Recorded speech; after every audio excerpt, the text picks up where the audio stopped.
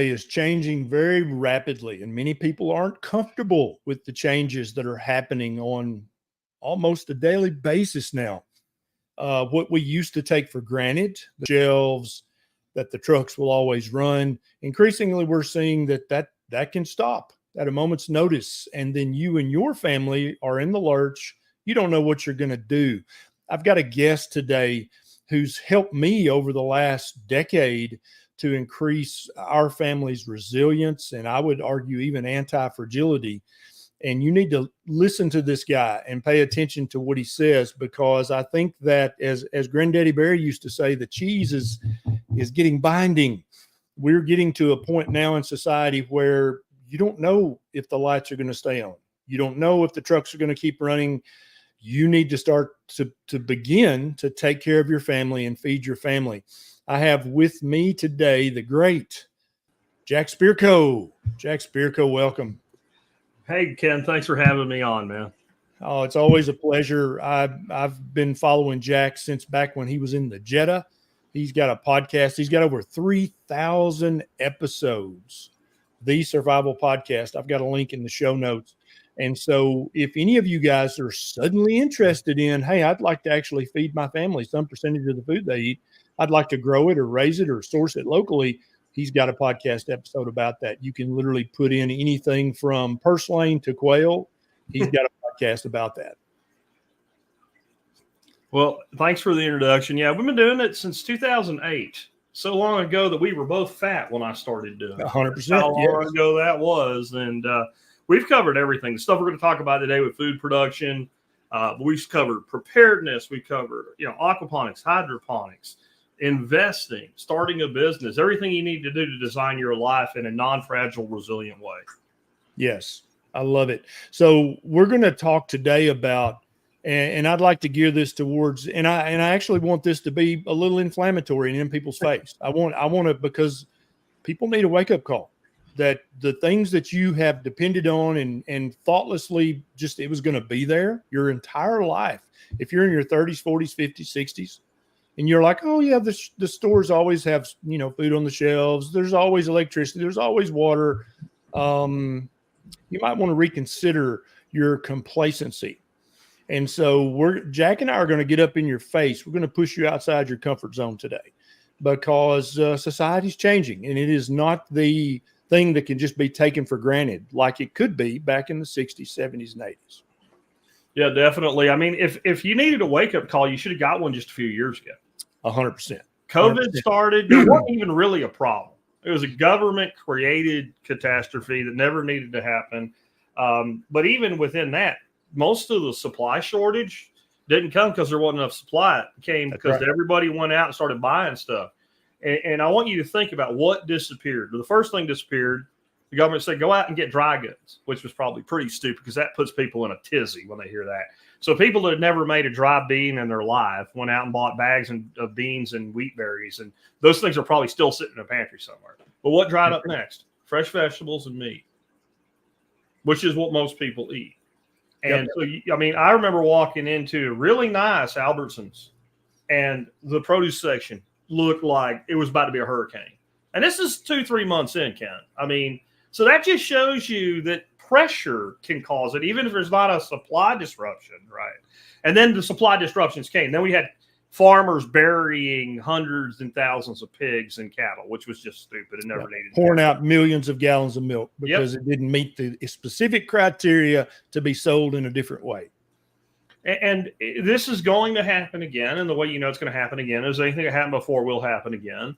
I don't know how familiar you are or your folks are with the book, The Fourth Turning. I'm going through the audio of that right now. And I'm just going, man, what I hate about this is just showing me that everything I said is going to happen is probably going to happen. When you're in my business, you like to be wrong occasionally. Unfortunately, I'm batting about 900 on my projections of what's coming. And I'll also tell you, it doesn't matter if the food's available if you can't afford it. So like you, I do okay financially. I haven't, I got my big success in my 20s. And from my 20s up, and I'm 52 years old now, I've not really concerned myself. Like, I remember being 22 years old, and if the gas was a nickel less on the other side of the street, I went down around and went to the, now, I wouldn't even do that. I'm finding myself when I go out grocery shopping for my grandkids or anything like that, actually thinking before I spend money. So I can only imagine what it's like for somebody that was doing that before all this stuff happened. And I don't care what happens with the election. There's better outcomes and worse outcomes there. But no one can fix where we are without that great catastrophic reset that's part of the fourth turning. And you're looking at a fourth turning right now. And it's the seculum has got to come. It's got to happen. The calendar must advance. The season must pass, right? Like that's just how society works.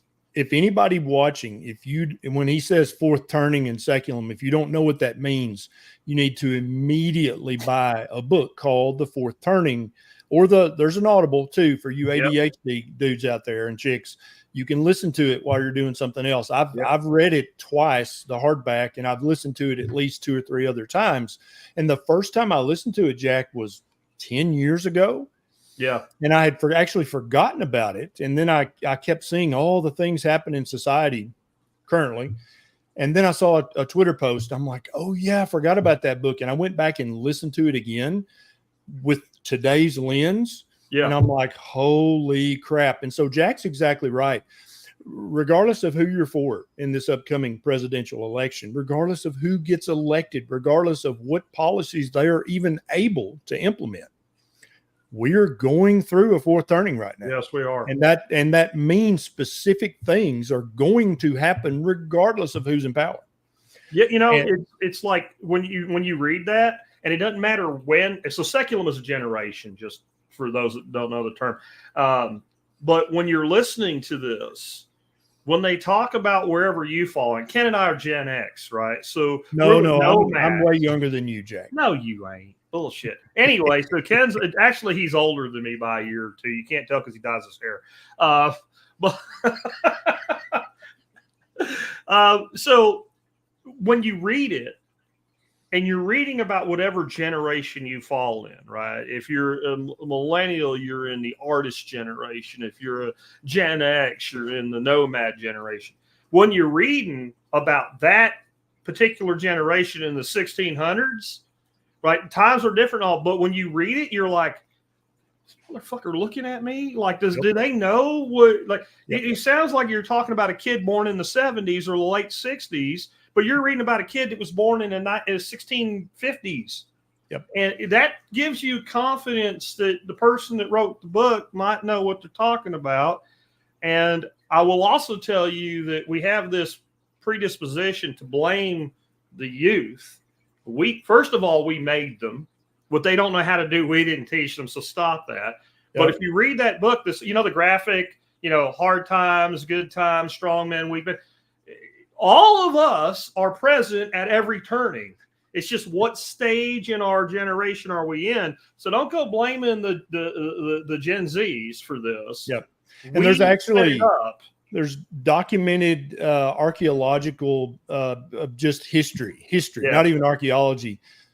Everybody when in their 40s, 50s, and 60s, they always say, oh, this younger generation, they don't know a damn thing. Oh, yeah. That's literally been said since recorded history. If you go back 2,000 years, the 40, 50, 60-year-olds are saying, these damn youngins don't know nothing. Stupid, that's not a new thing. You didn't discover that. Right? Stupid, lazy, can't do anything. Yeah, we didn't discover that. That's literally been the story of humanity from the beginning. But now, so people need to read that book, and they need to realize we're in a fourth turning right now. Things are going to get bad no matter who's elected, no matter what. You've got to start to get prepared for this. And I don't mean prepared like a crazy tinfoil hat wearing survivalist prepper. I mean prepared like a Boy Scout and a Girl Scout. Yeah. And having a firearm is part of Boy Scout preparedness. That is not crazy. So people are I think they started waking up back during the COVID times. But increasingly, people are still waking up because, you have early adapters, and then you have late adapters, and then you have the mass population. I think we're to the point now where the mass population is starting to stick their head up and go, I'm not real comfortable with how things are going right now. Yeah. This makes me a little uneasy. What do I need to be doing to protect myself and my family? That's what we're going to be talking about today, because if you can't feed and water yourself and your family, you're done. You're done. That is the base. Maslow would say that's at the bottom of the pyramid. If you can't feed and water yourself or your family, you're screwed. You're done. You're fertilizer. You're manure. Yeah, you're definitely. And I put such an emphasis on food storage, food prep, and food production because we all need it every day, unless we're fasting or something like that. Right. But if I ask you if you've ever been a fight in your life, Ken, you're probably going to tell me yes, a time or three, right? But not every day. Right. I was a soldier, and and I never fired a shot in anger in my life, even as a soldier. Just timing was just right for that. But I've damn well eaten almost every day. Like I said, unless I'm intentionally fasting or was stuck in the woods somewhere, I ate pretty much every day of my life. And even if you want to fast, you don't fast for 100 days if you want to stay alive. You need to be able to feed yourself. And so to me, that's the core of everything. Because if you want to know what will make a man do things that man would normally never do, let him sit there and watch his child starve. Yep. And the man that would take his last shirt off his back and hand it to you right now, when his kid's going to go hungry, will kick your door down and kill you and eat your dog. And I know that sounds like too much, but it's. I just ask you, especially if you're a parent or a grandparent, look at your babies and ask yourself, if I'm going to watch my child starve to death and wilt away, what will I do to prevent it? And the answer is pretty much anything. What wouldn't you do? That's the better question. There's not a lot. What would you not do? Where would you draw the line? And I would opine that any parent or grandparent or aunt and uncle would do just about virtually anything to keep some little child they love from starving to death. And it's a terrible, terrible way to die. Yep, it is. So let's get into some food stuff. What do you want to talk about? Let's talk about it. So let's gear this towards somebody who's just now sticking their head up out of their hole going, man, I feel like I should do something to protect me and my family. And like you mentioned earlier, most people are like, well, I need to get a gun. Well, I need to build a wall. Well, I need to take some training. If you can't feed yourself and your family, none of that other stuff matters. It does not matter at all. The number one way to start to be prepared is to think about your food. Where are you going to get your food? How are you going to feed yourself and your family? If the truck stopped running, if the electricity doesn't come back on, what are you going to do? And let's start with the worst possible situation somebody can be in, which is being in a city, living in a small apartment on the 18th floor. Yeah. What's your advice to that person? I'm going to sound like a dick, but get out of that situation. 100%. You don't want to be in that situation, especially if you're worried about some of the things we're talking about. And I'm not guaranteeing you what it's going to look like. I'm guaranteeing you hard times. Like, because it's fourth turning, how do you know winter's here? Because December came, right? It's on the calendar. It's going to happen. It's the seasonal flow. So we're going to have hard times. But where do you take your kids trick-or-treating if you live in a neighborhood that's not conducive to trick-or-treat? You look for a nice apartment complex because the kids can go door to door to door and get lots of stuff. Well, if you get in a situation people start looting, you think you want to go out to the suburbs where people have fences up and they have a gated community and at least a Roscoe P. Coltrane out there with a sidearm. No, you go to an apartment complex and you go door to door to door to door. So it's not a defensible position.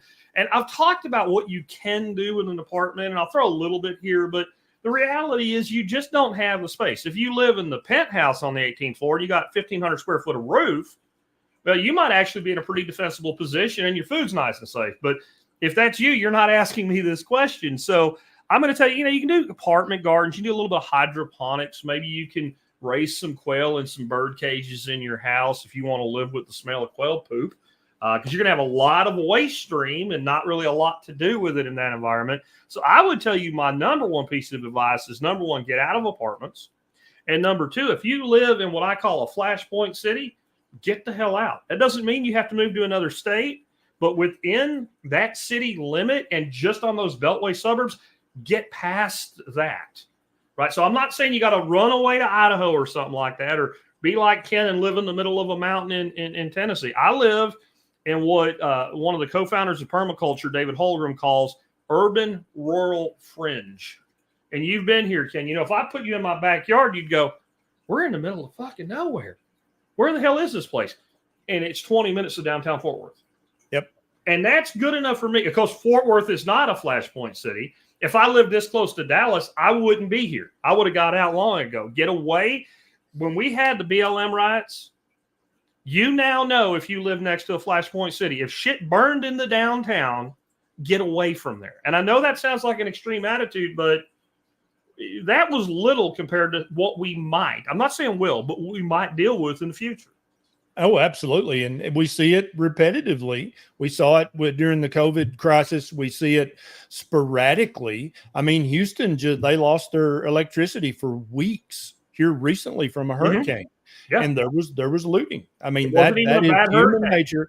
And I love your analogy. If you live in an apartment, nice apartment complex, that's where all the trick-or-treaters come. Criminals are going to do criminal trick-or-treating if things get bad enough, and you're going to be one of the doors that they knock on, but they're not going to knock on it nicely like you do at Halloween. They're going to do it a different way. So think about how apartments work too. Generally, apartments have one door. So if I come into your house, you're going to try to kill me. If I try to kill you, you're going to kill me back. But you might tell Nisha and kids, get out the fucking back door, right? If I come into your apartment, I've got one avenue of income. This is my soldier mind. Right? I got one pinch point that I can kill you from or harm you from or control you from, and you have nowhere to go. You have no way out, especially if you're on a second floor or above. Yep. Right? I can, and if I'm using force on force, I know there's only so many people in your apartment. If, most of these guys, they travel in groups. You look at a foursome that's coordinated and know what they're doing, and you're in an apartment, you're done. I don't care who you are. I don't care if you're Green Beret. Yeah, if you're above the second floor, you're going to break a bone if you jump. You might get lucky in the second floor, but third floor and higher, you're going to break something, and then you're crippled, and that's it. So we're not even going to try to help you if you're in an apartment. You need to not today. Focus all your energy on getting the hell out of that high-rise apartment, especially if you're in a flashpoint city. So now let's move to, okay, I live in the suburbs. I've got a 1/4-acre lot. Yep. All backyard, a tiny little front yard, may have a little, or ornamental pond with some koi fish, maybe. Yeah. What can I start to do on my 1/4-acre micro lot in the suburbs? Keeping in mind, I've got this HOA who, if I pass gas wrong, I get a $20 fine. What can I start to do on my 1/4-acre suburban lot? So let's start off with HOAs are the devil and you should avoid them, right? And if you're looking for the kind of property I'm talking about, you may be able to, and we'll hit that. But I don't care if you're an HOA and a 1/4 acre. I don't care. What do you got, 30 acres, Ken? We got about 80 now. We just bought a little bit more contiguous, but 80, we started with 40. 1/4 acre, 80 acres, anything in between, anything bigger. I'm going to give you the same answer no matter what from where we start. And I'm going to take this into your world for a second here as a physician. If I come to you as a new patient, right, and I say, I want to make my life better, but that's all I tell you, right? I want to grow food. I want to make my life better. This kind of like macro statement. Well, the first thing any good doctor, and you correct me if I get any of this wrong, is going to do is take a medical history. And even I gotta know where you're at. Where are you at right now? Right. Yeah. Even if I come with a file from my last doctor, he might be a fucking idiot. So you're going to go through my medical history to see how I got to where I am. Then you need to know exactly where I am. And even if you talk to me, you only know so much. You can intuit things based on my face and how I look and basic like a blood pressure, whatever. But you're going to order labs. Yep. What's my fasting insulin? What's my C-peptides? What's my A1C? All the stuff you talk about all the time. Now you know where I am. Then we're going to have a conversation about where I want to go. And until you know where I want to go and what I'm willing to do to get there, you're not going to really make any major recommendations. You're going to say eat a proper human diet to everybody, sure, right? But how much we're going to do from a therapeutic planning and maintenance standpoint is going to be directly applicable from where I was, where I'm at, and where I'm trying to go. The next thing you're going to want to do is manage my expectations. Let's say I'm coming to you to get better conditioned as an athlete. I'm a 52-year-old dude with one blind eye. And you say, well, what do you want to be? I want to be an Olympic boxer. You're going to say, well, that's nice. But maybe change your gender. But we can work on increasing your punching power and your speed and react. But you're not gonna do that. You're gonna manage my expectations to something reasonable. So when I talk to people about growing their own food, my first question is, what do you want your property to do for you, right? And before that, I'm doing a client intake. What do you know? What can you do? How much time do you have? What are you willing to do? And how much money do you have to spend? But you know what the number one answer I get? I want to grow all my own food. That's me telling you I want to play basketball in the NBA at 52 and I'm 5'10". Right. It ain't going to happen. So I have to immediately drag them back from there. You probably don't have me as a consultant because you can't afford me as a consultant, because it's not that I'm that good. I don't want to do it. Right. Because I don't want to do it. I charge lots of money. And if you say I'll pay you, I raise my price until you tap out. Right. That's why I do courses and education. That's why he's got 3,000 episodes of his podcast, so he doesn't have to consult with you individually. Right? That's right. We're going to have to form this. And this is where I try to get everybody with all my teaching and regen ag, permaculture, all this stuff. You have to start separating strategy from technique and tactics. And everybody wants to start off with technique. Technique is a hugel bed. It's a raised bed garden. It's a keyhole garden. It's a set of rabbit hutches, right? Like, what can I do? Well, why don't we figure out what you want to do? You know, I was telling you before we got on air, I did quail because I thought quail were cool. I could clean a quail in 30 seconds with my bare hands and no tools. I like to eat quail. It tastes like chicken. Why wouldn't my wife eat it? Turns out because she doesn't want to. So I ended up getting rid of all the quail. Now, if I'd followed my own advice, we would have never, I probably would have done it anyway for educational purposes, right? But you're not me. You're not doing it. That's the other thing. People like me and Ken will do shit we don't really need to be doing just so we can tell you this worked and here's what went wrong and here's what went right. You probably don't have the time and monetary budget to be doing that because you're not a content creator. Right. So you need to be sure of what you're doing. So I would have went out to the store, bought some quail, brought it home for Dorothy and cooked it for her. And she would have said, I'm not eating that. And I would have simpled, I'm not doing that. Yep. So we got to figure out, like, what do you want to produce? What do you eat? Like, a lot of your people are going to be very carnivore centric. I've already seen somebody here. So what's a carnivore garden look like? Well, it's green and it's made up of grasses and forbs. And then animals eat that and you eat the animals. Or you go ahead and plant a garden, and when the deer come to your garden, you shoot them and you call it a deer garden. You put in a peach tree, even if you don't eat peaches, when the squirrel comes off your fence to start eating your peaches, you shoot him in the head with a gammo, and then you got meat, right? So we can do anything. That's a great question. That would tell me right away, I'm dealing with somebody that I need to focus on producing meat. So if I'm dealing with that person and they're in your quarter acre yard, okay, I can't graze cattle. I'm probably not doing chickens for me. If their wife will eat quail, this is a fantastic place to grow quail.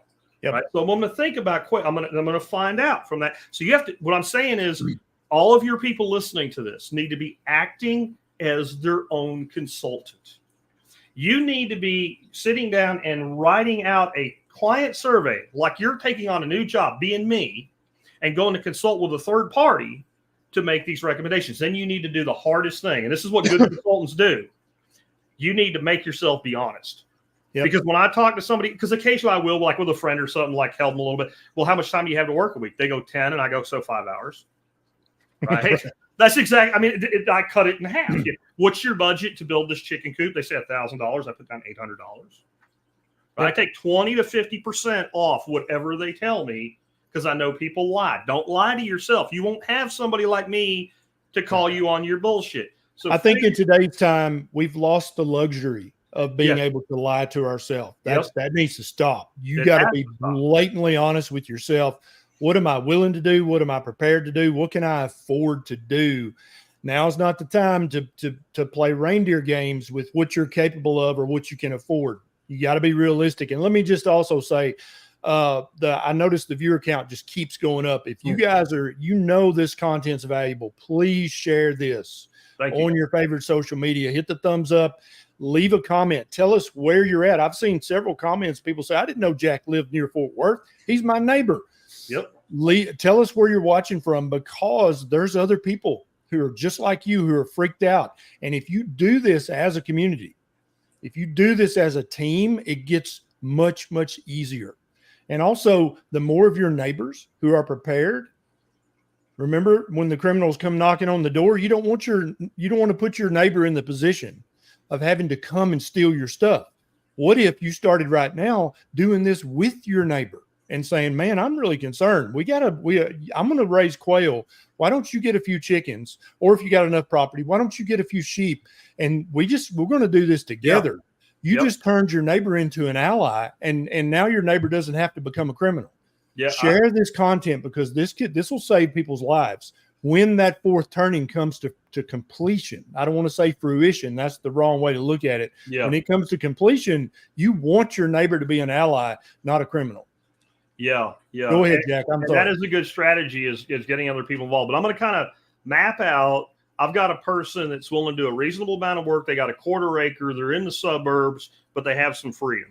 They don't have a blue hair over the fence at least every day. And if you keep it looking decent, they'll leave you alone.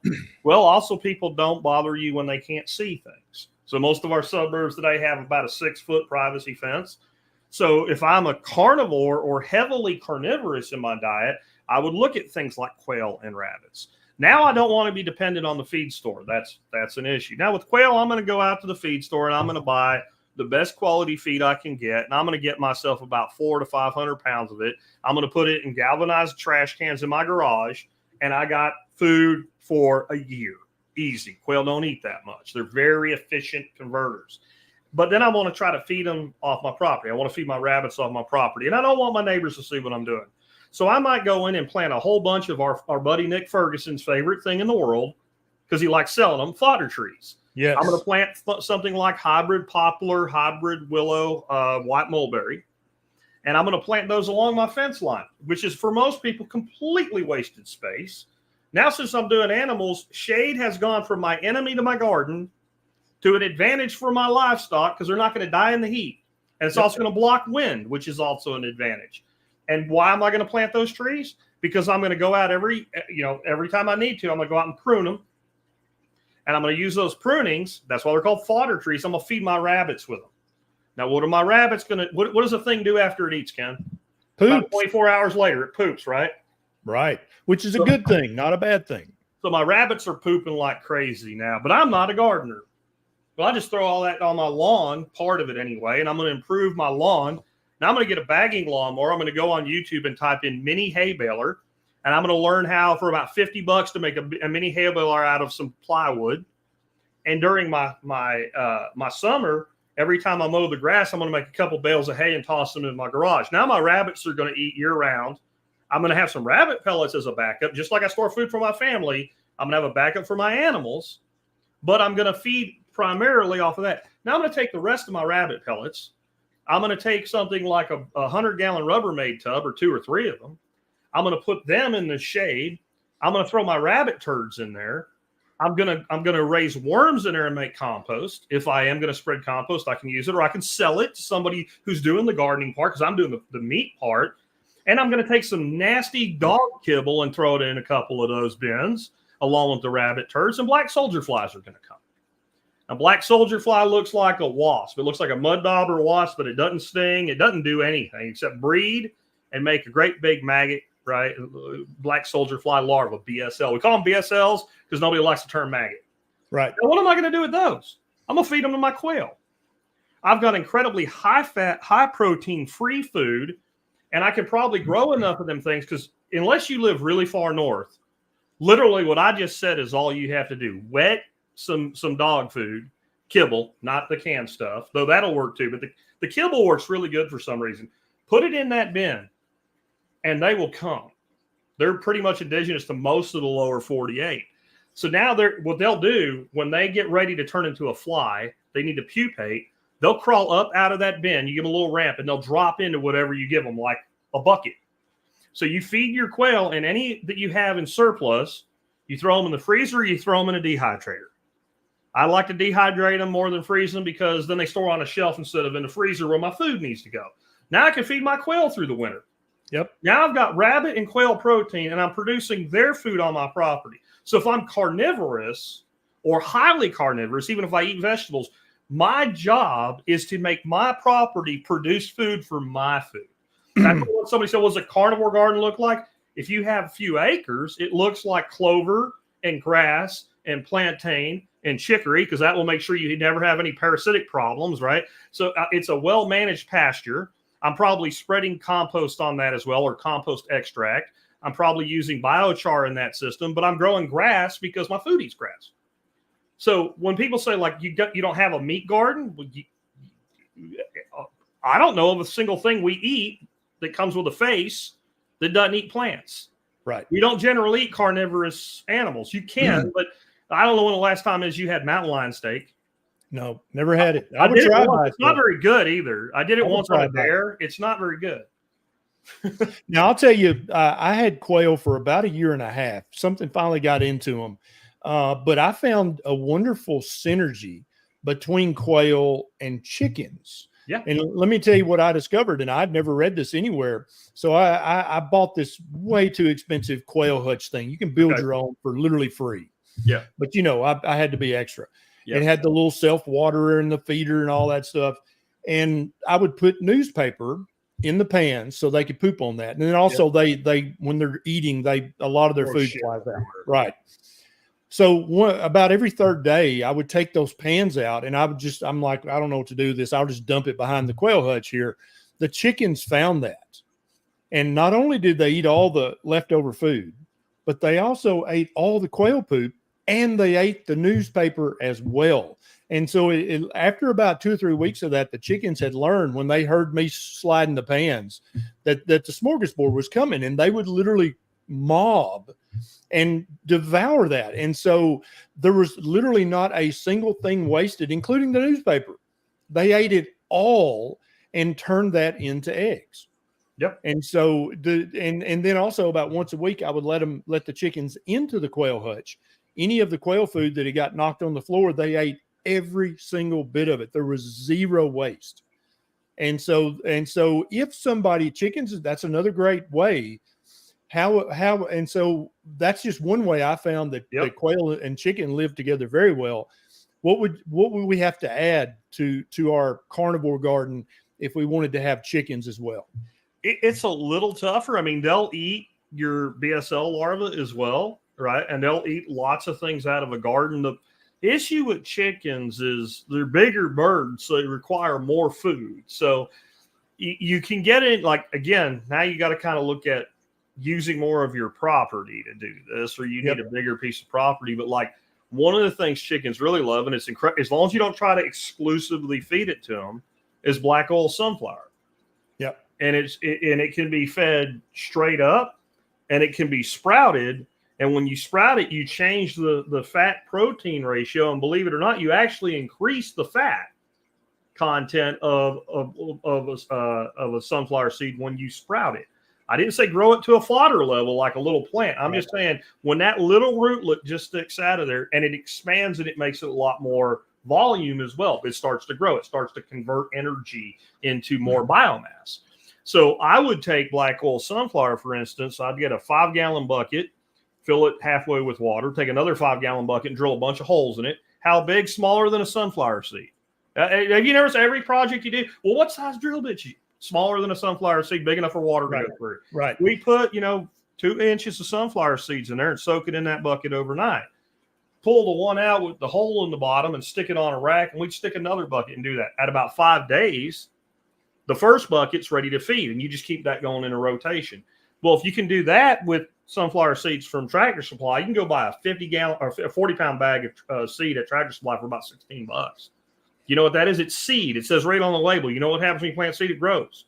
So black oil sunflower is a fantastic crop to grow for your chickens. And if you want to sprout some, you can actually harvest it. The beauty of it, though, is you cut the flower heads off, you let them dry, you just throw the whole head in with your birds. A lot of stuff that we grow is cover crop. I'm not a grain eater, but I grow triticale, I grow rye, I grow barley. Not all at the same time. Different years I do different crops.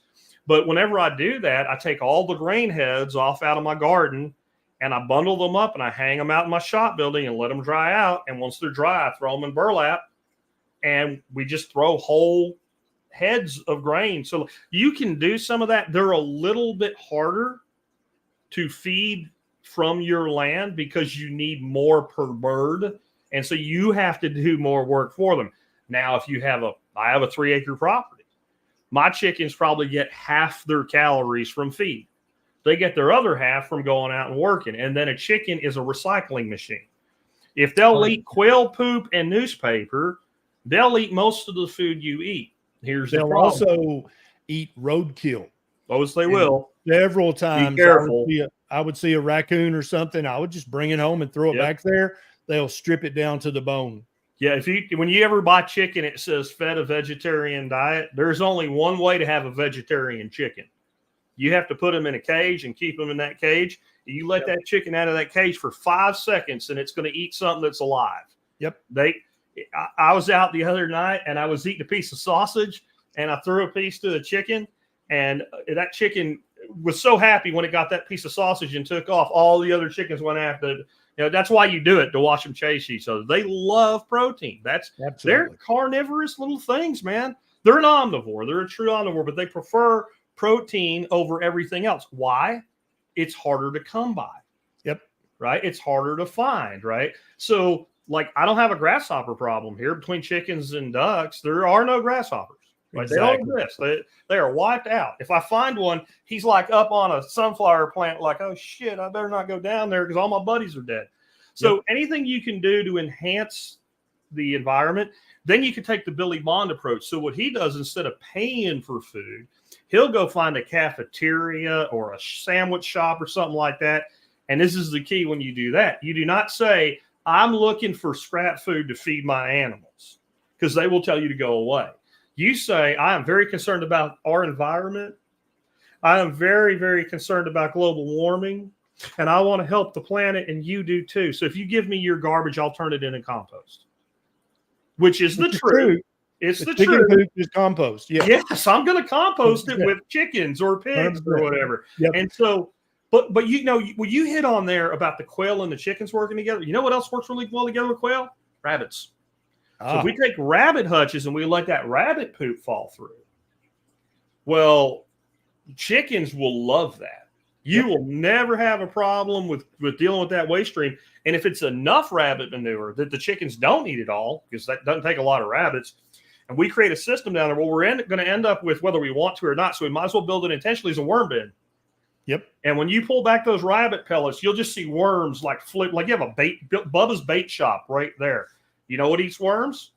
All birds. I've never seen a bird that doesn't eat a worm. Ducks eat worms. Birds we eat anyway. Geese, no. Geese are more grazer, but chickens, quail, love worms. So now I got another food source. I got another fertility source. Let's say I do want a garden, but let's say that I'm going to do this, one, because I value protein more. But the other thing is maybe my yard's already kind of shaded. It's perfect for doing what we're talking about. I got a little grass patch. I'm going to make my hay and all, but I don't really have a place for a big garden. But Bob down the street has a great place for a garden. You know what? I will give you all the tomatoes you want for vacuum packed quail or rabbits. Right? So now I go make that deal with him. But you know what else Bob wants? He wants rabbit poop. Yep. He wants chicken processed compost. Go take my course at homefoodsystems.com on making bioreactor compost. Make 2 bioreactors a year. And trade Bob compost. Go show him how. So, like, people talk about compost, they want truckloads, but I'd rather have a bag of a freaking 1 gallon Ziploc bag of the compost I make than 2 tons of commercial compost. I can take that 1 Ziploc bag, put 2 handfuls of it in a 5-gallon bucket, stir it with my arm for about 5 minutes, put it into a 5-gallon tank, and spray your lawn with it and do more than a ton of compost on your lawn to improve the health of that. So if you start looking at what can I do, then what can other people do? And what can we work with together? And let's say Bob doesn't want to give you tomatoes. He'll probably still buy stuff from you. And you know what you can do when people buy things from you? You can buy other stuff. So I mean, I just was on with John Willis this morning, and we were talking about everyone else barter. Barter's great. You know why we went to money? Because Jack doesn't always have what Ken wants. And Money's Ken doesn't always have what Jack wants. And unless we're going to keep some kind of complicated abacus-based bookkeeping system about I owe you 13 quail next month when you need them, it doesn't work. But if I give you money, you're happy. If you give me money, I'm happy. And so look at commerce and trade beyond barter. Barter first, money second. But don't be afraid of, don't hate money. One of my laws of life, don't hate money. or money will hate you. And there's so many people out there that are always bitching about being broke, but like you analyze what they're doing in their life, they hate money. I can't tell you guys how many times Jack Spirko has asked me, Dr. Berry, do you hate money? Why are you not doing this, that, or the other? I'm like, well, I'm just trying to help people. He's like, so you hate money is what you're saying. Money. Yeah, you must hate money. Everybody watching, the viewer count keeps going up. Thanks for hitting the thumbs up and sharing this video. But I want to know, just in this short segment of conversation, what ideas have you had? What thoughts? Like, oh, I'm going to start this. What's going to be your first step to not being completely fragile anymore? I want you to tell me in the comments, and feel free to comment on other people's comments, because this is how we change the world right here. Is we teach everybody to feed themselves. You know, and Bill Hudson's starting to think in that function stacking manner. You know, he says in his comment, with biochar into the rabbits, it will be activated. And that's true. So biochar is something we teach people how to make. Yep. But biochar, you throw it on the ground, you don't do anything to it. You wait about a year or two before it really gives you any benefit. In fact, your first year, it may actually be detrimental. And that's because it's like a sponge that's going to absorb nutrient and then house microbes. But if we put it in the compost, it's good. If we feed it to animals, which we can, as you know, Ken, the first documented medication in human history was charcoal. That was the first thing we figured out. We stuck it in our mouth. We felt better when we felt sick to our stomach. Animals know this. They eat charcoal all the time. It used to be when you bought a bag of chicken feed, there was charcoal in it. The feed manufacturers went to the government and said, please regulate us harder, Daddy. We don't want to do this anymore. There's no nutrient value. But what they didn't tell you when they did this, it improves feed efficiency conversion by 20%. So a little bit of charcoal in my chicken feed reduces my feed requirement by 20%. That's a fifth. If I'm raising a few chickens, that adds up pretty quick. So, but if we put it through an animal, or we put it through a composting process, or we inoculate it with a compost extract or tea, then it's immediately a benefit. So see, he's thinking function stacking. Yes. And the way that you're going to get function stacking right is not to take the idea that Jack just gave you is to that backyard. How is your backyard oriented? How big is it? How much time do you like? All those questions I said you have to ask yourself. But what you're going to do is you determine your overriding strategy. I want to produce a significant quantity of my own food. My primary food that I eat is meat or vegetables or like I don't recommend eating potatoes, but if you eat potatoes, I'm going to tell you how to grow potatoes. Yep. Right? Because I want to help you build, because I know as much as you and I don't like people eating lots of carbohydrates, the guy that grows his own potatoes, cooks all his food from scratch is much better than the guy that's living on the potatoes that come in the can, right? Or Frito-Lay or whatever, right? Like we know that the additives in the food, because, and you and I have talked about this. We have kind of a genetic disposition, both of us. If we look at a carbohydrate, we start to put weight on, right? Some people have different genetics in that. But when think back to the 70s and 80s. There was like one fat kid in your school, and now there's a couple skinny kids in your school, right? And we were eating, I mean, I grew up eating, I'm Ukrainian. I grew up eating pierogies and bellinis. Yep. Like that's all potato and starch, right? Like, and nobody was fat. Yep, I totally agree. Additionally wrong with just being over carb. There is all these additives. And if you're eating food you're producing, you're better off no matter what. I don't know a lot of subsistence farmers that are fat. I totally agree. And there's a hierarchy of food. Of course, you want the most nutrient dense. You want the meat. But in a situation that like Jack and I are talking about, the number one goal becomes not starving to death. Correct. And in which case, what I would consider starvation or poverty food, that's not a bad thing. Becomes okay. Now, if you're living in modern society, you don't want to be eating high carb starvation foods. You're going to get fat, especially if you have my genetics and Jack's genetics. But in a different situation that we're saying is probably coming, if you've got a field full of potatoes or a field full of sunflowers that you can then sprout the seeds, you're not going to starve to death. You're going to be able to help your neighbors. That's actually a position of power, not a position of weakness. Yeah, and let's go back to that. You mentioned like maybe you have a koi pond. Well, I'd put fish in there you could eat. Koi are great. You know what you do at koi? You go buy little bitty ones. You grow them for 2 years, and you sell them to yuppies for $300 to $400 a piece on Craigslist. Right. You ain't going to sell 1,000 of them. You sell about 1 or 2 every year. That's what I do. I don't pay for my fish food. I buy it, but yuppies pay for my fish food, right? So the koi, and I got one in there I just won't give up right now. He's about 40-inch platinum with long fins, and I'm just going to keep him. But the other ones, I've sold goldfish for $50. A comet goldfish, you buy 9 cents as a feeder in a pet store. You just go and you tell the girl, I need 50 of those feeder goldfish, and you say, here's an extra $5. Make sure they all have pattern on them, right? And then you get this pretty white and orange goldfish, and you take a picture of them in a blue tub, and you put that on Craigslist. You call them an Asian heirloom carp, and a yuppie will pay you $50 for it. I'm not kidding. I learned that from David. David Sigler. They say, I'm like, I want to try that. Oh, that works. Okay. So, but maybe we put something in there like catfish, right? If we're far enough south that they can overwinter tilapia, which, by the way, if you want the most cold hardy tilapia, you want white Nile. They'll handle down to the water temperature about 40 degrees. If they don't start out there, they have to get there slowly over time. Once you go under 40, they lay on their side on the bottom. And I'll tell you how tough they are. I had a year I did 100 of them in one of my metal tanks that you've seen. And that water hit 38 degrees, and they laid on their side. I had a 300-gallon stock tank in my shop. I filled it up with the hose. I've netted them all up and threw them in there. I'm like, I wonder if any of them will come back. If not, I'll process them. 100% of them. Woke up, start swimming around. I kept them in the shop for the winter. I don't want to do that, though. So catfish are like my go-to. Catfish and bluegills. Absolutely. So you put that in your pond. Then you take your black soldier fly bin, and you put it at the edge of your pond, and your little ramp drop off, you put it so they crawl up out of the bin, and they fall in the water, and the fish eat them. Now you've automated a thing, because I need to say something right now about animals. They're great. Like you said, most nutrient-dense food you get, something with a face. They tie you to your property, and the more you can automate, the lower the level of service you need so that you can leave. So one of my client questions, do you like to travel? How often? In your travel budget, do you have a budget piece for someone to house sit for you?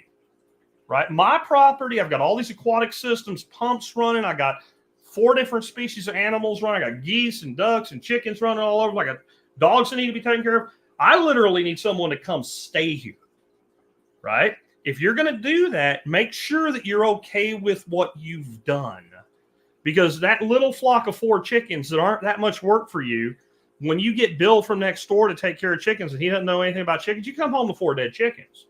Or the chickens that were not supposed to be let out until 5:30 at night, where you have like a coop and run, but you let them out for the last hour or 2. Bill lets them out at 2 o'clock, and they're over in Martha's yard. And then Martha calls the HOA, and then you got problems. So understand, animals will tie you to your land, and that's okay. But you need to plan for how that works. What does that look like?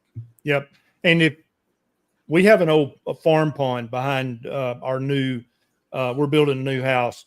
And we have full plans of getting a backhoe in there and opening that thing up. And we're going to have catfish and bluegill. Yeah. Because Nisha and I both love catfish and bluegill. Who doesn't love bluegill? That's literally free food, because there are trees hanging over the pond. Yep. So they've got their own food. We may have to feed them maybe 10% of their diet, but they're going to feed themselves. That's just another layer of security that you don't have to do anything about. Get a deer feeder, tripod deer feeder, set it up on the edge of the pond, put a deflector on 180 degrees of it, set a timer, and you're done as far as feeding your fish. Yep. And then this is the other thing people need to know about fish. Fish have the capacity to go without food that is probably equal to a boa constrictor. Yeah. Right? When I used to keep snakes, I would feed my snakes about every 2 weeks. But there were times when, like, things got going, and I might go 2 months, and that snake might really hammer that rat when you put it in there, but it's not hurting. It sits around and does nothing. So when you don't feed fish, they just kind of, and then a minnow swims by and they eat him, right? But they have a very slow metabolic rate. They don't have to hold themselves up. They just float. So if you have to travel and you have fish, you don't even need Tom to come feed your fish. Your fish, I don't care what time of year it is, they can go a week without eating, and they will be okay. Now, if they're in a small pond and they're a fish that has a predisposition to eat each other, like bullhead catfish, you might come home to a few less of them, But that's just biomass accumulation. Is you just get bigger of what's left. And I have to say, I know a lot of people hate them, but bullhead catfish are one of the best backyard aquaculture species you can get. They eat anything. They survive anything. I had tanks that froze. There was 2 inches of water left in them, and the damn catfish's back spine is sticking up in the ice. And when it thawed out, he was fine. I've had pumps go out on systems, and channel cats die, and the bullhead just says, I'm not ready to check out yet. I'm not saying you can't kill them. I'm saying when they die, everything's dead. You can get them anywhere. Best bait in the world for them. Go get cheap Walmart shrimp. And this is about all it's good for. I wouldn't eat that shit. Probably comes from Thailand and it's fed feces, right? But you go get it's like a half a pound is like $4 even now. Big ones. Take them, throw them in a Tupperware dish, and cover them with salt. I mean, like you're trying to preserve them for the apocalypse. Throw a lid on them, toss them back in the refrigerator. Just keep them that way. When they've been in there about a week, take them off. Just dust the salt off your hands. Throw them in a Ziploc bag. They'll keep forever. Cut them in little pieces. Throw them on a little eagle claw hook. They can't steal it. It's like trying to steal beef jerky. You can catch 10 bullheads on one piece of shrimp. And so why would I go to a website and order channel catfish fingerlings for $4 a fish when I can go down to the park pond with 30 cents worth of shrimp, and I can come home with 50 of those things with an aquarium pump in a bucket to bring them home in, and then put them in my pond? So to me, will I get a higher yield per channel catfish? Yes, but what's my cost of my yield? Where do I get more fish? Like, can you breed these things? You can. It's a pain in the ass. Breeding fish in captivity is a pain in the ass. But if you have a park pond full of these things, and they're all going to be about that big, which is great because you bring them all home together, you put them in together, they're all about the same size, so they stop eating each other. Right? Now we've got fish in our little quarter acre. Where are we at now? We got fish, maybe chickens, we've got quail, we've got rabbits, and we've got food for those animals. We could still have an herb garden. I recommend everybody plant an herb garden. I know you don't eat hardly any veg at all, but I've seen you put cilantro on grilled beef. Sure. Yeah. Right? We have an herb garden. Right? Cilantro and onions, bring it on, right? Yeah. We have an herb garden. We have basil, we have cilantro, we have chives, we have rosemary. We had a bunch of dill come up from seed. I didn't even have to plant. Yep. We always have an herb garden here, and we always plant some cucumbers and tomatoes, if nothing else, just to give to the neighbors. Yep. And there's nothing, even though I'm probably not going to eat much of that. Nisha might, the kids might. It's better than starving. Always keep that mantra in mind. And one thing I've been doing here for years, a lot of it I learned from you, from Nick Ferguson, is layering or stacking. Mm-hmm. And so even though I'm primarily a carnivore, I have planted white mulberry everywhere. Good. Because the sheep love it. Chickens love it. So I can chop and drop for fodder for the sheep. Yep. Or I can just let the mulberries come out, and the kids love eating the mulberries. But guess who else loves to eat mulberries? Chickens. Catfish. Right. So, I don't know if you know that. There's literally nothing wasted. Once you plant that tree, it's there for 10, 20, 30, 40, 50 years if you don't forget to water it, which I've done. Also persimmons. We've got a lot of wild ones, but I've also planted a lot of hybrids, grafted ones that are all female. So I know they're going to have persimmons. The sheep love persimmons. Deer love persimmons. Oh, deer. Also, kids love persimmons. Yeah. So at any point, there's multiple different species on OB farms that can eat the persimmons, that can eat the mulberries. That I've planted chestnut trees here. We've got lots of black walnut. I've actually planted some black walnut. They're just layers, because when you plant a tree, once you get it about the second year, you never have to worry about that tree again. It's going to take care of itself.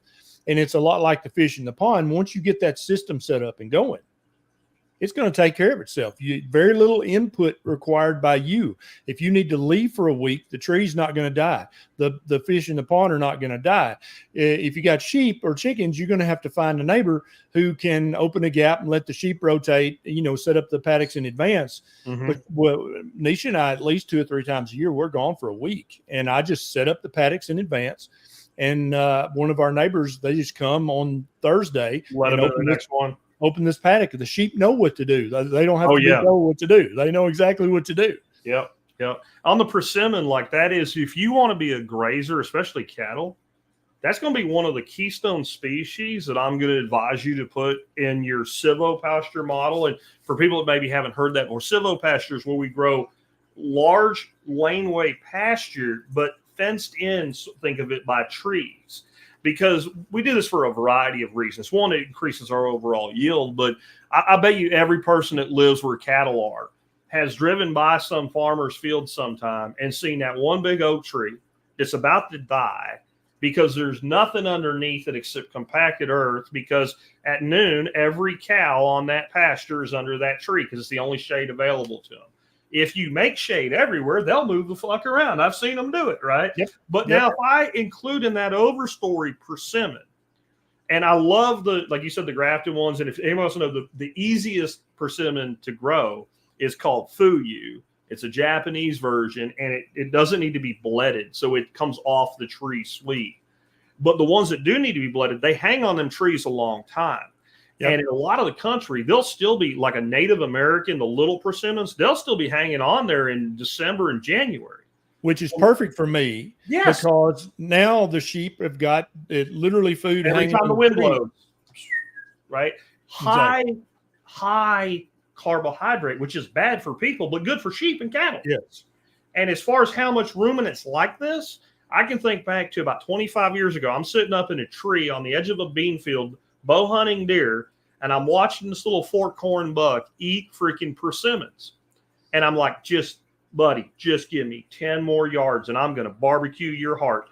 And he just wouldn't do it. And he got done eating. He ate every persimmon laying on the ground, and he started trotting his ass across that bean field. The wind blew, tree shook, and one persimmon fell, poof, hit the ground.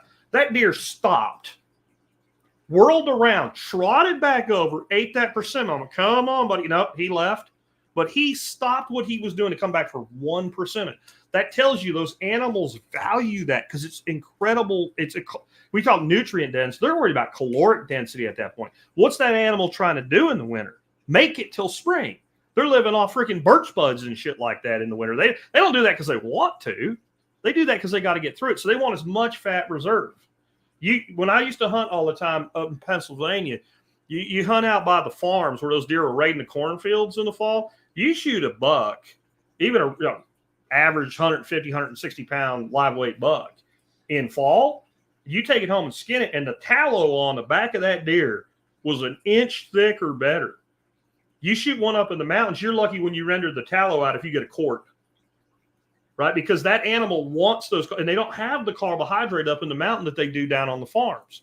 But if there is a source of carbohydrate, they're going to go to it like crazy.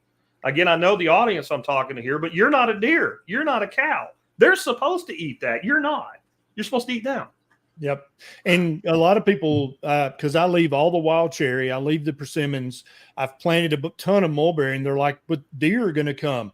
And I have to remind them, I don't care if I have sheep in the freezer or venison. I literally don't care. Either way is fine with me. So if it attracts deer, that's actually a good thing. That's not a bad thing if you're looking at this from a kind of a circumspect survival situation. Yeah, and someone here asked me who I'm looking at. I'm blind in one eye, guys. So that's where I'm off there with that. So you can mock me if you want to. It won't hurt my feelings, but that's why. And then somebody else is saying, love the idea of a deer garden. That's something I came up with a long time ago. I had a dude wrote into me. He said, I put in a garden like you said, Jack, and last year I hardly got any food out of it. I shot 8 deer over it. I'm like, you got a deer garden. Right. Yeah, what are you complaining about? Like, I'd rather eat deer meat than green beans. But that brings up another thing. Let's say we're back to that 1/4 acre, right? Feed the rabbits. Put in a couple raised beds and fill them up with random lettuces and plantain and chicory and stuff like that. A little bit of comfrey in one of them, and now you got a rabbit garden. Yep. Grow food for your food. And I want to say something here in understanding all of this. When it really comes down to it, you're not growing a sheep or a rabbit. You're not growing a carrot. You're not growing a lettuce plant. If you're doing your job right, you're growing and cultivating microbes in your soil. And Yes. if you do that right, then you can do anything. You talked about the base of the pyramid being food. Well, the base of the food pyramid for all life on this planet is in our soil. And fertility is nowhere near as important as people think from a standpoint of additive. You go look at a forest, it grows all by itself. Nobody tills it, nobody fertilizes it that you can see. What is the most expensive nutrient farmers buy, Ken? I don't know. Fertilizer. Just straight up fertilizer. The fertilizer for the soil. But the main nutrient, nitrogen, right? Yep. That's the most expensive input on any farm is nitrogen. What percentage of our atmosphere is nitrogen? A lot. 78%. Yes, but it's bound up. We don't have access to it unless you plant certain plants that take advantage of that. But it's really the microbes, not the plants. Right. It's the bacteria and the fungi, specifically the mycorrhizal fungi, that will allow. Like we talk about legumes a lot, and people know that if you plant beans fix nitrogen. If you put the right bacteria with them, or if it's already present, these rhizomial bacterium that they form colonies on the roots of a legume. But there's 25 known species of what are called free fixing bacterium that will fix nitrogen straight out of the atmosphere into your soil if they're there, if the system's healthy, right? That's why we put so much effort into making compost and teaching people how to make really great compost. And if you look, like you put compost on a garden and everything explodes, you're like, well, wow, there must have been a lot of nutrient there. No, most compost is about a 0.5, like half of 1%, 0.5, 0.5, 0.5 in your NPK ratio. You go to the store and you buy fertilizer, it'll be like 10, 10, 10 or 10, 15, 10 or something like that, much higher. So you look at that and go, how did that little bit of compost give me this result? It's the microbiology. That's what I talked about earlier about making an extract. That's why I said I'd rather have a gallon of my compost than a truckload of commercial. That commercial compost is dead. Yep. It's been done way too fast. It's been done high turn. It is fine for a source of organic matter, but that's about it. It's just a soil amendment. And in many cases, they'll irradiate it or otherwise sterilize it because they don't want it to stink, because people who buy that kind of stuff at Lowe's, they don't want it to have an odor. They don't want it to smell bad. And how does it get to Lowe's? Well, so they have a giant factory. They load it in a plastic bag. They stick it in the back of a truck. What do you think? Do you think they put that in a refrigerated truck, Ken? Or do you think they send that bitch from California to Texas going across the freaking desert and it's 120 degrees outside? What do you think the temperature in there is? It dries out, it gets wet. It dries out, it gets wet. It becomes hydrophobic. If you go buy compost from a store, a lot of times it'll be really dry. You bring it home, you water it, and the water just sheds off it. That's because the microbes that were alive in there went into survival mode. You ever see one of them documentaries where they show this frog that lives in a desert in Africa, and he goes down in the ground, he puts a bubble around himself, and he might be down there for 5 years till it rains again, he comes out? That's what those bacteria do. That's what some of the fungi do. They basically put a cocoon around themselves, and they hope they make it. And it takes a heroic hydro event to break that. So when you get that bag of old potting soil or compost from Lowe's and you bring it home, you put it in a pot, you stick a daisy in it and you water it, and the water just pours through it, and you stick your finger in there, it's bone dry. That's why. You literally have to soak it to get it to work. So that means all the biology is gone in it. You make your own, and you do it like I've said. I have a course. It's at a site called homefoodssystems.com. It's only $40, and it teaches you how to make the most biologically active compost on the planet. And you take that and you use that to enhance your soil biology. And it's like flipping a light switch for the first time and going from a gas lamp to an electric light, what it will do for you. And another great source of nitrogen is quail poop, chicken poop, it is. Rabbit poop, sheep poop. Don't forget your own human waste. There have been entire books written about using manure. Human manure. Yeah, as a guy, I've got it's a hilarious book, but it absolutely makes sense in a situation like this. I always pee in the pasture. I never ever waste that nutrition in the toilet. I always hold it till I get to the pasture, because why not? It's a great source of nitrogen. Why not feed the grass, which in turn is going to feed the sheep? A lot of people they're grossed out by that, but it's like, dude, circle of life, grow up. Where do you think the fertilizer that comes from Russia made of urea comes from? Where do you think your DEF exhaust fluid for your diesel truck, if you bought it after 2010, comes from? But no, seriously, like one of the things I do, I have a pit right next to my duck house, and it's just basically a square that's surrounded by cinder blocks. And all our kitchen waste, any garden scraps, anything that when I'm not actively composting, it all goes in that pit. I have a Tupperware I keep on my counter, and when we have eggs, I crush shells and throw them in there. Unless it goes to the worm, I have a little worm farm too. Unless it goes to worms, it goes in that pit. And when we make our compost, we pull from that. Now, what we're doing there is lazy man's version of something called IMO. There's people who get deeply into this. Indigenous microorganisms, they use certain formulas. They do these captures. And it's, again, indigenous microbes is what you're doing there. Well, I just do it on a mass scale. That pit sits there. The birds dig through it. They poop in it, whatever. When you made me think of, you said you got to pee in the grass. If I'm over there working, I pee in that pit, right? And then that chicken's going to come in and scratch through it. And it's going to incorporate that eggshell. There's your calcium, right?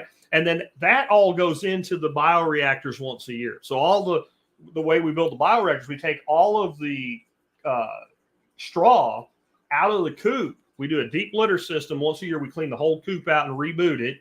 Then we bring in wood chips that have been sitting out in my field, some of them for 5 years now. And we have all this microbiology that has colonized this stuff. Then that goes through the composting process. And once we go through the hot part of the compost, which is very short with the way I do it, because we don't ever turn it.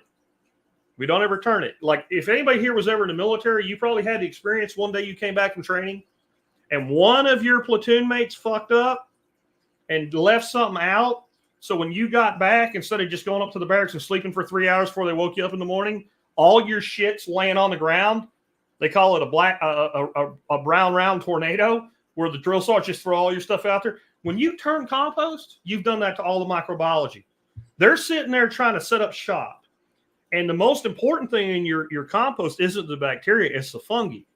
The fungi are the key to life. They're the teeth of the forest. They're what breaks things down and reprocesses it. They literally infect, in a good way, the roots of your plants and form symbiotic relationships. Well, they're strands. The hyphae of fungi are strands. What happens when you turn that compost? All those strands get torn apart. What are those strands in your soil system? They are highways, bridges, canals, and rivers, and communication lines. That's what they're the infrastructure by which everything passes. That little bacterium, if he wants to go, the distance of this little cup, that's a lifetime journey for him through the soil. But in the water column that forms around that hyphae like a canal, he can zip right over there, right? So that's the communication and transportation. Can we go to war? All right. And not like this, like modern smart weapon, like full on country on country. We're going to bomb the shit out of them and they're going to bomb the shit out of us. What's the first thing you bomb? The highest density areas. You bomb bridges, roads, canals, and communication systems. You take out logistics. I don't care how many soldiers you have. If you can't feed them, which is what we're talking about today, if you can't get them ammo, you can't get them new supplies, and you can't communicate with them, they die. If we tear apart the communication systems in our soil microbiome, we kill all life. We put everything out of balance. Anytime you cultivate with a tiller, with a plow, anytime you're overturning your compost, you're basically destroying all the communication and all the transportation. And in defense of farmers, I understand why they have to do what they have to do to a certain degree. Most land can probably handle being tilled once every 4 to 5 years. It would be better if we did, but there's certain crops that you really can't produce in mass without some tillage, like carrot. Carrots need to have some light exposure to germinate. You can't, go into a rolled cover crop with carrots. So a farmer that's doing mixed vegetables may have like one part of ground and he'll rotate, he'll till for that crop once every 4 or 5 years if he's regenerative. But if you're doing it twice a year, which many are doing for 2 crops a year, you're destroying everything. And our eyes will deceive us. When you plow a field When you first plow it, you look at it. Doesn't it look pretty? It looks so pretty. It And used you to know look stuff's pretty going to to me, but grow. not And anymore. you can take your finger and just wiggle it down in there and stick a seed. It looks great. It's all crumbly. What does it look like after the first good rain event and first sun? Compact, right? Everything compact. There's no life in it. You're a doctor, you're a scientist. You know what R strategist means? It's something that reproduces as fast as possible. A human is a K strategist. A bacteria is an R strategist. But even among bacteria, we have faster reproducing bacteria. When you till a field, the true R strategist bacteria, their population explodes, they consume everything, and they die, and we grow on their bodies. Well, after you've done that 4 or 5 seasons in a row, not a lot left for them to eat, is there? Right. Now, how does a civil engineer prepare ground to put a road in? What do they use? Do you know? He grades it up and removes all the topsoil. They grade it, remove the topsoil. The next thing they do, though, they bring in a disc plow. They plow it, and then they compact it because they know what I just said. They want all the bacteria to consume all the organic matter. If I bury organic matter under a road, eventually it will decompose and the road collapses. Yep. So the thing that the highway engineer uses to kill life, the farmer thinks he's doing to create life. And we just can't continue with this. So what do? Then they say we're going to put a buffer area in, a buffer strip. So you got a creek. But by the way, this ties right back into what we're talking about here, because this is your food supply. This is fixing to go into catastrophic failure in reliability of production, by the way. People say we have 40 harvests left. I hope so. I don't think so, right? Same. Yeah. So you got this giant field, and you look at an aerial image of it. You got a river or creek running through. And you see, oh, gee, they decided to save the planet. So they live a little riparian buffer strip. And then the spring rains come. And even though that riparian buffer strip's there, that river looks like chocolate milk. And all that expensive fertility just went in the river, kills all the fish, runs out to the ocean, kills all the fish in the ocean with a dead zone. How is that little strip of land with those trees on it going to possibly absorb 40,000 acres of runoff? Do the math. A ½ inch per square foot is a gallon, right? So if you have, an inch per square foot is half a gallon. So if you have a 100 square foot roof and you get a 1 inch rainfall, you get 50 gallons of water. Now do that on 40,000 acres. There's no way that riparian strip can possibly prevent that runoff into that river. So the farmer's topsoil is going down the river. The farmer's expensive inputs are going down the river. And the gas costs 5 times what it used to. And you wonder why it's so expensive to go grocery shop. Now, here's the dangerous thing. Nobody's fixing this. There are heroes working on this problem that are converting farmers. But the speed at which they're doing it is catastrophic, the results. Like Ray Archuleta, I really recommend people look him up. He worked for NRCS for years. He's retired, but he won't quit working. He's converting farmers left and right, but one man can only do so much. Most of our food is grown in this corporate structured farm. You got guys like Bill Gates out buying billions of acres of it. You can't keep doing this. You're going to have more expensive food and food shortages just because our ability to produce it is going down. And don't think that the government doesn't know this. They're shitting their pants about it, but the government tends to shit its pants behind closed doors because they don't want to rise the panic. I guarantee you, if you are a government official that's involved with like farm management right now at any kind of high level where you're paid well, your family is eating food off property you own or control. You're not relying on the system that you're overseeing because you know full well what's coming and you know how toxic it is as well, by the way. We have most farm fields are contaminated with massive amounts of uranium.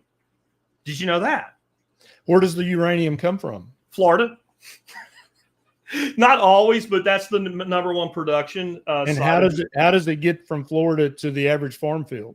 Good question. So they mine rock, phosphorus rock, in Florida. They put it in these horrible, disgusting. If you've ever seen these places, they have like these big, weird-looking blue pools of water. Yep. They add chemicals there to extract the phosphorus from the rock. Because plants need NPK. That's right. So they want that phosphorus. And so they mix that into the NPK fertilizers, basically crumbled up rock that they've poured these acids on. But there's uranium in that rock. It's just not a lot. But then when you put, X number of tons on your field every year, and we've been doing it since about the end of World War II in earnest, that field has a significant amount of uranium now that is irradiating the food that you're eating. Now, it's not enough to kill you outright, but you know how the FDA works. They like to kill people slowly.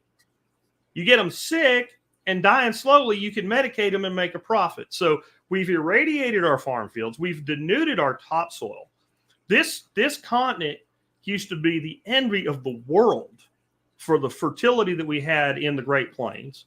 That's all gone to shit. I can show you pictures, Ken, of like a dude. It looks like he's standing up on the bank over a road, and it looks like a cut road. But what he is, he's 2 meters above the guy below him with a stick that measures it. And where he's standing is the part that was never plowed, and the dude that's down you think's on a road. He's on a farm field that's been farmed for 70 years. You can't lose 6 foot of your soil and think you're doing anything sustainable, let alone regenerative. And it'll take have to be thousands this of years way, but it for is. to come back. It'll take thousands of years for that to come back if we stop what we're doing right now. And we're not going to stop. We're not. Right. This is why you need to produce your own food, because, like I said, it doesn't matter if Albertsons has food. What if you can't afford it? What if you can't afford it? And although a lot of people out there probably do well for themselves, well, I can afford it. I don't know if that'll be true in 5 years. And what happens when your job gets automated to shit? Because Ken and I were talking, doctors are going to get their jobs automated away with AI. 100%. And if a doctor's job isn't safe, I don't know what you do, but if you drive a truck, local deliveries only, probably 5 to 10 years out. And after that, who knows how much longer. Musk just announced today full approved driverless automation for your Tesla will probably be available by this time next year. If he's lying by 2 years, who cares? Right. There's your future, right? So if they can do that, a truck going from LA to Dallas doesn't need a driver anymore. Right. I know it sounds crazy, but man, yeah. Anytime I or Ken tell you something that sounds crazy, I just want you to take yourself on a little mental trip, especially you guys that are in your 40s or older, 20 years ago. Think of all the shit happened in this 20 years and how much of it would have sounded crazy in the year 2004. A lot of it. Like Psycho. A man beating up a woman in the world Olympics. crazy. Yeah, right? Back in 2004, you'd have been like, what? No, you're psycho. This. But I think Jack's exactly right. Anybody who has a job that has an algorithmic content. So doctors practice algorithmic medicine. If this, then that. Yep. Family attorneys, accountants, anybody like that, that your job is algorithmic. Like if this, then do that. AI is coming for you. And so the thing, if you don't know about AI, it doesn't take it years and years and decades to learn like humans. No. It literally in 10 minutes can learn a lifetime worth of things. And so all the primary care doctors, your days are numbered. You just don't know it yet. And I say this on Twitter every now and then, and I have some doctors push back, but the doctors who really think about this and who have read about AI, they're like, no, you're exactly right. The insurance companies will mandate. There will be one doctor who will be watching 100 conversations that AI is having remotely with patients. One doctor to oversee that to make it legal and ethical. Yeah. That's literally there'll be 99 doctors looking for other work because they're no longer needed. That's coming. Yep. And then if you blend in robotics with the AI, what is it that a doctor does except for the most meticulous of heart and brain surgery? Yeah. If you're a cardiothoracic surgeon, you can probably retire with no worries right now. Right. But if you're a family practice physician, you're already feeling pressure. Yep. And I think one of the things that gets people a little bit too comfortable with AI is they use something like ChatGPT and go, well, it ain't perfect. You can't certainly have it be a lawyer. See, this is a lack of knowledge thing. Yes.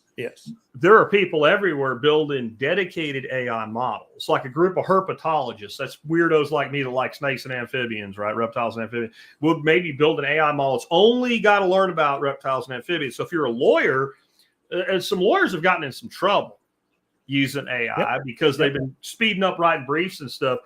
Well, like ChatGPT will do a decent job, but it needs to be sanity checked because it's taking general legal principles from all over the country. Right. But what stops a group of attorneys in Texas from building one that's based on Texas state law and federal overlap and then making sure that it is constantly updated with the most recent and available information? The answer is absolutely nothing. And it costs a fraction to do that of what it costs to do a chat GPT, because you got to train that. You actually train these models. Yeah. So you can train. There's I don't know if you met him, Steven Reisner. I don't think you were here when he was here. So. You'd know if you met him. He's got like giant dreadlocks in a thing, and like his big thing is he does cannabis farming and stuff, but he is a freaking savant on like natural farming, Korean natural farming, indigenous microorganisms. All him and several of his buddies, they built a dedicated AI model. And you say, I want to grow these 5 vegetables in this area, and it tells you what weeds to go out and make fertilizer from. Okay, if a pothead, now he is a brilliant pothead, but he's still a pothead. And I mean all the way, like contact high pothead. Like you stand next to him for half an hour, you're a little, oh, wow, yeah, okay. Right. So if he can build a model like that, don't think there's any place where somebody smart about that topic can't build a model. And this is going to come, and it's going to be good. And at some point, it may even be great. We may actually get to a society at some point where the fact that all this is being done by computers and automation is wonderful. But you get to live through the transition. Where did we start this discussion? That's going to the fourth turning. And what usually coincides with fourth turnings? Transitions and war. And if it ain't war, it's some other major crisis, sometimes driven by the transition. So you get to live through this. Think about all the blue-collar workers in the 60s and 70s that could pay their bills. They had, like the Allentown song, right? Had a house down at the Jersey Shore and worked in the steel mill in Allentown, right? Like, you know, their life was good, and they were just a blue-collar worker. But when their work went to China and Japan, their whole world fell apart. Well, now you're talking about computer programmers. You're talking about doctors. You're talking about lawyers. And yes, you're talking about farmers. We have machinery already, and it's first generation. I hate glyphosate and any kind of herbicide. But even I'll use it for spot applications. I have a really big problem. You know, Nick Ferguson strict, you put a rubber glove on and you just touch the plants. They have freaking robots now that will drive around in the field, can identify a weed, and just spit like a microgram of glyphosate on just that plant. Precision. Yep. Why do I need migrant labor to weed the field anymore? Or in a mixed vegetable operation, like now the companies that were only interested in mega farms, well, now they can farm watermelons and peppers and tomatoes and the things that have still been very manual labor based. You don't ever see a 40,000 acre tomato farm yet. Right. You have 40,000 acres of beans and corn, right? And wheat and rice. You never see, but you do that. And even that little alcove that was left over for the family farmer gets taken away. I know a dude in Missouri. He works at a hog farm. He just walks around and injects the boars so they don't get the boar taint in their meat. Every day he walks around and, he injects these boars. This is every week they get an injection. You ain't going to need that. AI can inject a boar, right? I mean, none of this is hard. And they're going to do this, and it is going to be catastrophic. Education's getting destroyed by it. The wealthiest suburbs in my area are up in a place called Plano. They're closing 6 schools next year. Wealthiest suburb in Dallas-Fort Worth. Growth economy. We have people coming here still closing 6 schools. Why? People are having less kids. So now start watching the teachers' jobs everywhere. I'm telling you, folks, you need to take what Ken's telling you seriously about this. It's not just another topic for him to talk about. I've known Ken a long time. He cares about people. And he cares about the fact that some of y'all ain't going to have food if you don't do something about it, or you're not going to have enough food, right? You can go live. Remember, like, think of all the TV you grew up on, all the reruns that were Depression era, like the Little Rascals and shit like that. Don't think that can't happen again, because as we've discussed, everything's a cycle. Absolutely. And now, folks listening, Jack and I, we're not trying to scare you. No, we're not trying to make you depressed. We're not trying to make you anxious. We're not trying to raise your cortisol. We're trying to make you go, huh. So what you're saying is if I start now, Yes.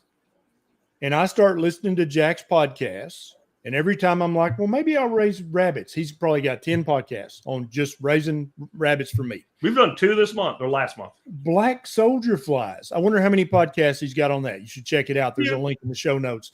My meager contribution on the OB Farm channel, because I'm not nearly as circumspectly educated on this stuff as Jack is. I'm just doing my little thing and recording it. We want you to start to think about this and start to, when instead of watching those reruns, that time's passed. You need to quit that. You need to start thinking about this stuff. You need to buy a book or 2. You need to listen to some podcasts. You need to start experimenting in your backyard, because if you start now, life doesn't have to suck. But if you keep your head in the sand and keep saying, "Oh, I'm sure it's fine. The trucks will keep running. I'm sure my job's fine," it's not gonna be fun later down the road. And so don't get upset. Don't get worried. Don't get scared. Start to slowly but surely get prepared. That's what we're trying to say to you. Jack has a great resource at his podcast. He's got a search engine. You can search for the most esoteric thing. I guarantee you Jack's experimented with it. Okay. Duckweed. Yes, he's got a podcast about that. Purslane, he's got a podcast about that. Yeah, he talks about all this stuff. Start learning about stuff that's valuable, that cannot be taken away from you by AI and robotics. That also, if the truck stopped running, you're like, well, it's going to suck, but we'll be okay, because me and my neighbors, we've been practicing this stuff for 2 or 3 or 4 years now. That's what we're wanting for you guys. As we wrap this up, Jack, tell people where they can find you and any final words you may have. Sure. Again, my website is thesurvivalpodcast.com. We did episode 3536 today. So we're over 3,500 episodes. Been doing it since 2008. Right now, I do 4 new shows a week. For most of my life, I've done, or this career, I guess, I've done 5. I recently went to being able to take Fridays off, spend them with my grandkids, who we homeschool. We can talk about that too. Definitely think about homeschooling your kids, because they're not learning what they need to learn. Bill Hudson here in the comments said, "I'm not worried about me. I'm worried about my kids." Then you better do this so they know how. That's exactly right. Who's going to teach them if you don't? If you don't, no one will. No one cares about them as much as you. So if you don't take the time to teach them, who's going to?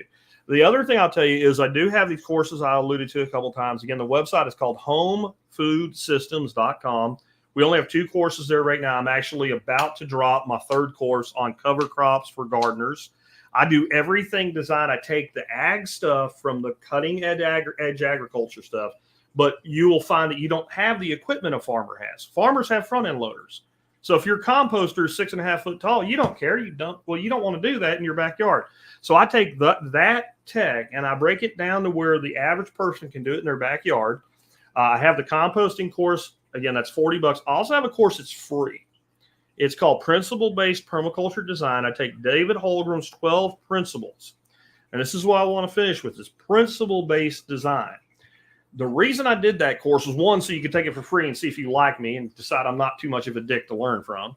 But then the other side of it is principles are agnostic to everything. They don't care about your climate, your temperature. You do, but principle doesn't care. So here's one example. A principle in permaculture is the problem is a solution. So if I have a particular weed, maybe the case is that my chickens will eat it. And there's about 5 or 6 different ways to connect the chicken to the weed. But now, instead of just pulling a weed out that makes me angry, I'm feeding my chicken. The problem is a solution. Well, the problem is a solution is a universal principle. It works in Alaska. It works in Tennessee, where Ken is. It works in the devil's hellhole of Texas that I live in. It works in South America. It works anywhere that you can actually grow food. The problem is the solution. Produce no waste. Catch and store energy. These are all principles that are in the course. When you learn and master these principles, you can look at any situation and you can start to connect. Here's my strategy that we started out with. This is what I want to be the output. Here's the techniques I have. Here's how I tactically implement them. And here's how I take these principles to guide my design all the way through. Because the number one reason people can't design a thing, it's like trying to design a 2,000 square foot house with no walls and no windows. You don't know where to put the couch. You don't know where to put the TV. You don't know where to put the refrigerator. Where's the kitchen? Like, as soon as you put walls up, put windows on some walls. I don't want to block that window. That's a fireplace. Obviously, I'm not going to put the couch in front of the fireplace and set it on fire. Put the TV over the fireplace. Put the couch facing. This is the kitchen. I'm going to put the refrigerator here. It's all easy. When you take principles and ethics and you put them over your strategy, all of a sudden you look at that piece of property and now you have walls and windows to work with, and that design will just flow for you, especially if you do what I said. You need to treat yourself like you are a consultant and the client and do both jobs. And this is something I recommend for business problems, diet problems, life problems. Always do that. You'd be surprised. Your neighbor comes to you and tells you their problems. You're like, oh, just do this, this, and this. It's not even hard. You think you're special. You're not. You're not. So take yourself out like a Vulcan, go full logic, and evaluate your situation like you're not emotionally connected to it. And these designs will come, these choices will come. It'll all get real easy. As long as, like Ken said, you can't afford to bullshit yourself anymore. We're past the stage of bullshit. So again, the survivalpodcast.com, homefoodsystems.com. And thank you so much, Ken, for allowing me to come talk to your folks today. Absolutely. And if you'll email me the link to your courses, I'll add that to the show notes. Okay. You can watch all 3,000 of his podcasts or listen to them for free. Yep. That's all free. And then if you want to pay some money and take a course, you can. But I promise you, if you've got the time to just listen to enough of his podcasts, you're going to get everything that he sells. You can get it for free, and he'll tell you that. I don't believe in the secreting of knowledge. I don't. Yeah, if you've got the time, you can get it all for free. But if you want to condense it, you can buy the course. Thanks so much, Jack. Email me that link, and I'll add that. Keep doing what you're doing. And everybody, if you know somebody who's right now in a very fragile situation, share this so they can listen to Jack and then go, I like this guy. I need to listen to his podcast. You could literally save lives doing that in the future. That's it, guys. We're out. See you next time.